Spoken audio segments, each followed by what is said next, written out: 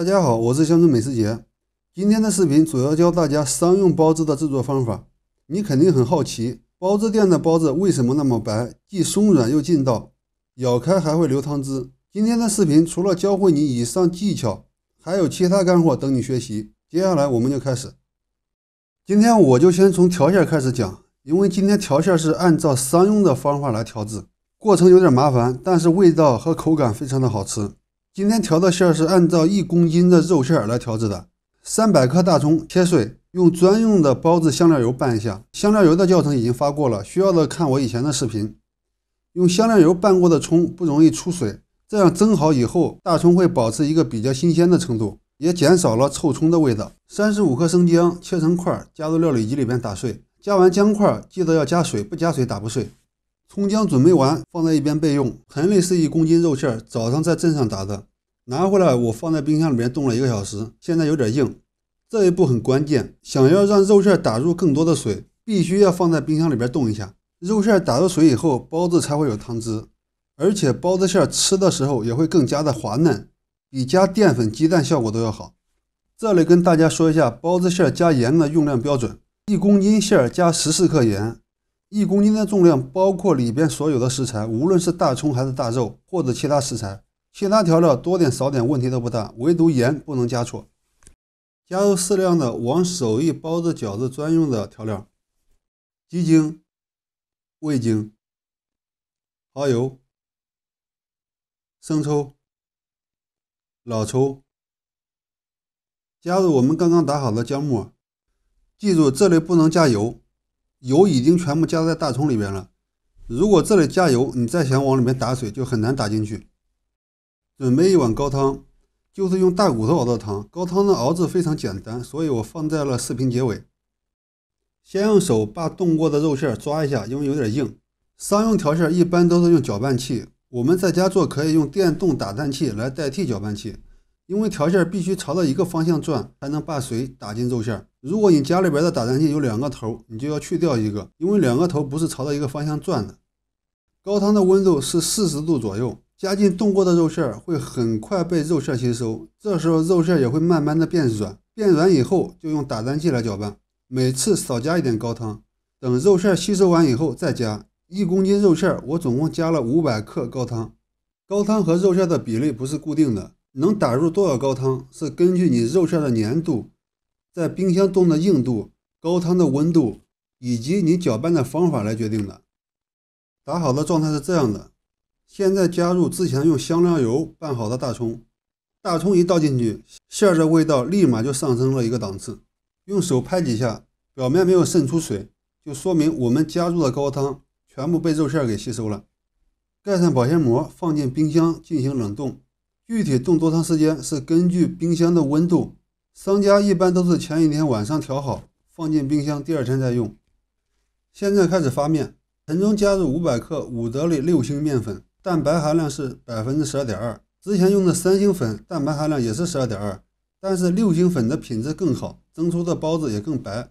这里也涉及到另一个领域，就是面粉添加剂的问题。以后我会出一期视频专门讲解面粉添加剂以及专用粉的相关知识。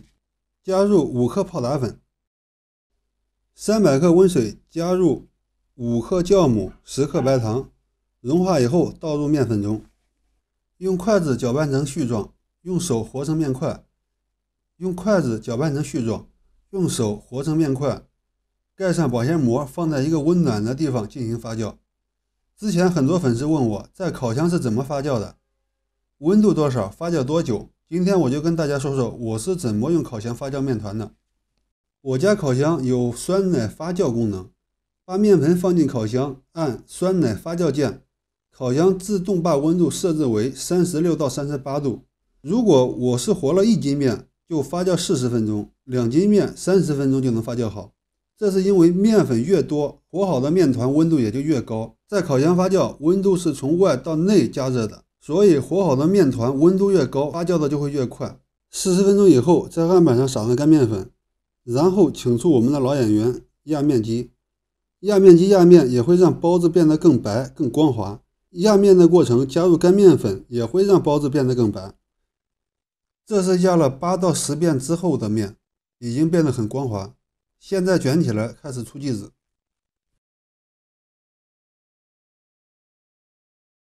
剂子的大小我是控制在60到70克。擀皮的时候尽量做到中间厚边上薄。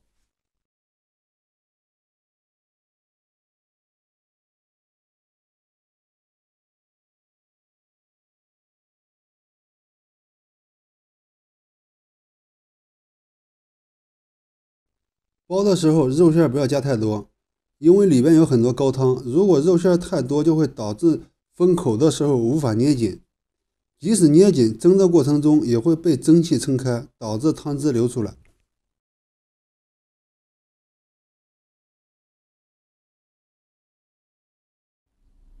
包好以后把口收紧。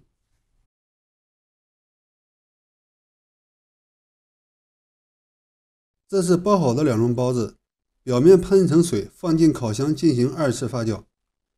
2次发酵跟第1次发酵的温度相同，时间没有标准，因为馅的温度不同，发酵时间也不同。这里跟大家说一个细节，因为烤箱是上下管加热，2笼包子进行发酵的时候，上层包子的顶部和下层包子的底部离发热管是最近的。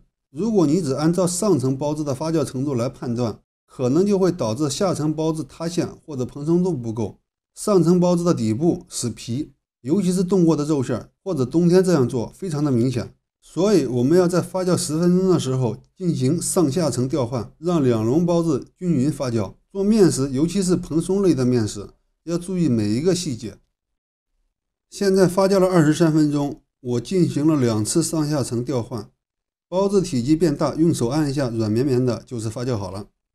现在开水上锅蒸，这时候一定要大火上气，因为包子内部的汤汁在2次发酵的时候已经融化，包子扁下去，用大火蒸2分钟，让包子再次长起来。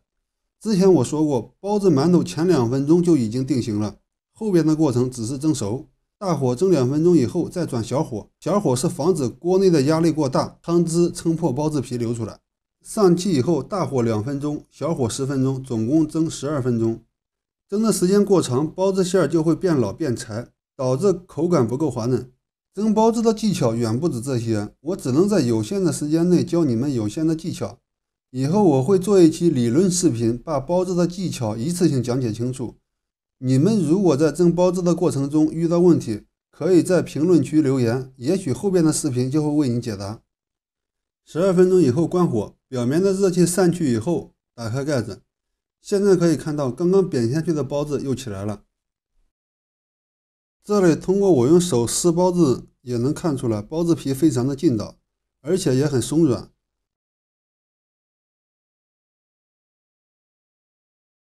里边的汤汁也能说明这一点，不劲道的包子是无法锁住这些汤汁的，因为汤汁会渗透包子皮流出来。接下来教大家高汤的熬制方法。新鲜的大骨头洗干净，放入锅里加水，把里边的血水和浮沫煮出来，用漏勺捞出浮沫。浮沫捞干净以后，把骨头捞出来，放到另一个已经烧开的锅里边，再次撇去浮沫。浮沫捞干净以后，下入葱段、姜片，再倒入少量的料酒去腥，小火炖3个小时，前半个小时不要盖盖子。半个小时以后，如果闻不到腥味，再盖上盖子。不盖盖子，高汤炖不白，而且水很容易熬干。本期视频就到这里，有问题请在视频评论区留言。我是乡村美食节，我们下期视频再见。